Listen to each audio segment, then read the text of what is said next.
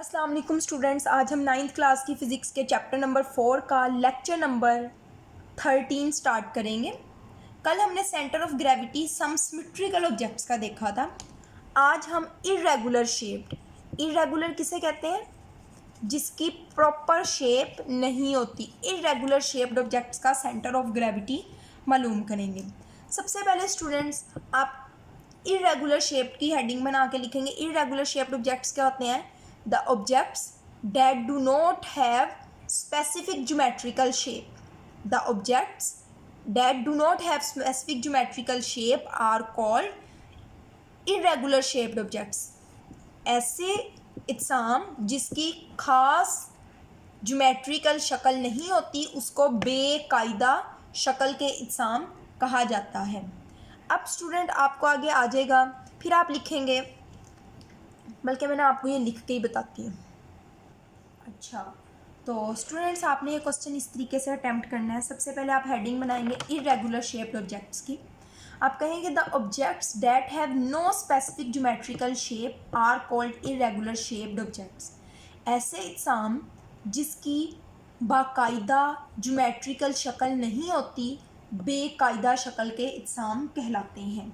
आगे फिर आप हेडिंग बनाएंगे centre of gravity of irregular shaped object. बेकायदा शक्ल के इत्साम का सेंटर ऑफ ग्रेविटी आप लिखेंगे centre of gravity of irregular shaped object can be determined by using plumb line.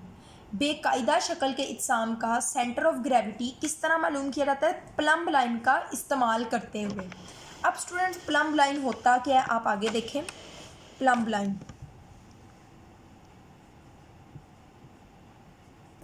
अब plumb line is a small metal बो। Plumb line जो है वो एक दांत का बना हुआ छोटा सा गोला होता है, और गोला जो है वो लेड या ब्रास, तांबे या पित्तल वगैरह का बना होता है। स्पॉटेड बाय अ स्ट्रिंग, जो एक रस्सी से जुड़ा होता है। बच्चों आपने मिस्त्री वगैरह मजदूरों वगैरह को काम करते देखा होगा। अक्सर जब घर बन रहे होते हैं उसको लेवल करने के लिए, ठीक है, इस तरीके से धागा सा होता है, आगे एक लट्टू टाइप लगा होता है, टॉप टाइप, तो उसको प्लम्ब लाइन कहा जाता है। ठीक है, ये आगे डायग्राम में दिखाया गया ये स्ट्रिंग है और ये आगे मेटल बॉब है। आपने बिल्कुल इसी तरीके से करके आगे एक्सपेरिमेंट करना है। स्टूडेंट्स ये जो है ना पैराग्राफ, ये वाला, ये आपने यहाँ से नहीं करना, बल्कि जिस तरीके से मैंने आपको करवाया ये आपने वहाँ से करना है। और उसके बाद ये जो एक्सपेरिमेंट है, ये तजर्बा, ये अब मैं समझाती हूँ और ये आपने बुक से करना है और साथ ये डायग्राम लाजमी बनानी है। ये बुक से मैं आपको समझा देती हूँ कि एक ऐसा जिस्म जिसकी कोई ख़ास ज्योमेट्रिकल शक्ल ही नहीं है उसका सेंटर ऑफ ग्रेविटी जो है वो किस तरह मालूम हम कर सकते हैं। सबसे पहले स्टूडेंट आपने कार्डबोर्ड लेना है, ठीक है, गत्ता इरेगुलर शेप का लेना है जिसकी कोई खास ज्योमेट्रिकल शेप ना हो। लेट्स सपोज वो इस तरीके से है, ठीक है, इस तरीके से आपने कार्डबोर्ड लेना है। इसको आपने लेबल कर देना है। लेट्स सपोज इस पॉइंट का आप नाम रख लें ए पॉइंट, इस पॉइंट का आप नाम रख लें बी पॉइंट, इधर रख लें सी पॉइंट, और यहाँ पे आपने सुराख करने हैं, होल करने हैं, ठीक है। यहाँ पे एक सुराख कर लिया, यहाँ पे एक कर लिया, यहाँ पे आपने सुराख कर लिया। अब आपने इसको क्या करना है, अब आपने दीवार पे एक कील को फिक्स करना है, ठीक है, दीवार पे आपने एक कील को फिक्स कर लेना है। अब ये होगा कार्डबोर्ड, आपने कोई सा एक होल लेना है। लेट्स सपोज आप ए होल लेते हो, आप इस ए होल को, इस सुराख को, जैसे कैलेंडर नहीं लगाते दीवार पे, आपने इस कार्डबोर्ड को ए सुराख से कील पे लगा देना। जब आप इसको लगाएंगे आज़ाद छोड़ देना, ये इस तरह मूव करता करता एक पॉइंट पे आके रुकेगा। फिर आपने उसी कील पे, लेट्स सपोज यहाँ पे वो कील निकला हुआ है, इसी कील पे आपने वो प्लम्ब लाइन बांधना है, और प्लम्ब लाइन आपको पता है बिल्कुल इस तरीके से गुजरेगा और ये उसका बोब होगा। तो जहाँ पे प्लम्ब लाइन गुजरेगा आपने वहाँ उस धागे के पीछे पीछे, उसकी डोरी के पीछे पीछे आपने लाइन ड्रॉ कर देनी है। अब स्टूडेंट आपने इसको प्लम्ब लाइन, इस कार्डबोर्ड को उतारना है। अब बी पॉइंट को कील पे लटका देना है, और फिर आपने सेम वैसे ही करना है और वहाँ भी लाइन ड्रॉ कर देनी है।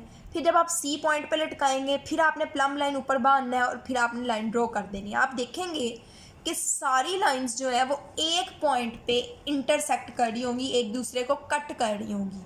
तो ये जो पॉइंट होगा, इस पॉइंट को, कॉमन पॉइंट को, मुश्तरका पॉइंट को सेंटर ऑफ ग्रेविटी कहेंगे। ये मैं आपको रीड करवा देती हूँ।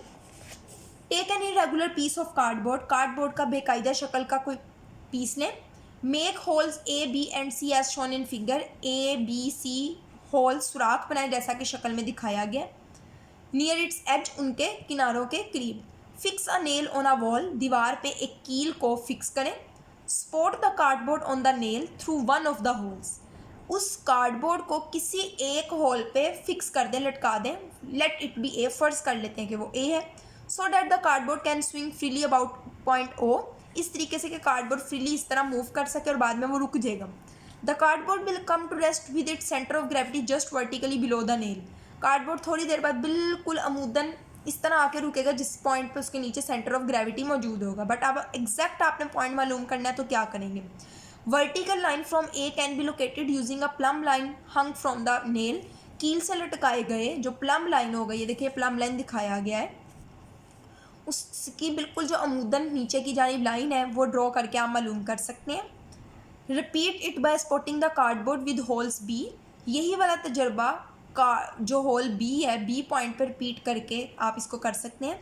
The line from B will intersect at point G. B से आने वाली लाइन भी एक पॉइंट पे आके कट करेगी जिसको जी पॉइंट कहेंगे। G mean centre of gravity. Similarly draw another line from the hole C. इसी तरीके से सी पॉइंट से आप लाइन ड्रॉ करें तब भी ऐसा होगा। आप और भी 2-3 पॉइंट से करेंगे ऐसा ही होगा। नोट डैट, आप देखेंगे कि this line also passes through G. ये लाइन भी जी पॉइंट से गुजर रही होगी। It will be found that all the vertical lines from the holes A B and C have a common point G. तो हमने देखा कि ए बी और सी से आने वाली तमाम जो अमूदन नीचे की तरफ आने वाली लाइंस हैं उन सब का एक मुश्तरका पॉइंट है, जिस मुश्तरका पॉइंट को हम क्या कहेंगे, जी कहेंगे। This common point G is the centre of gravity of the cardboard. ये जो मुश्तरका पॉइंट है, इस कॉमन पॉइंट को कार्डबोर्ड का सेंटर ऑफ ग्रेविटी कहेंगे। तो स्टूडेंट्स आज के लिए इतना ही। इंशाल्लाह कल हम नेक्स्ट टॉपिक स्टार्ट करेंगे, कपल। आज के लिए इतना ही। अल्लाह हाफिज़।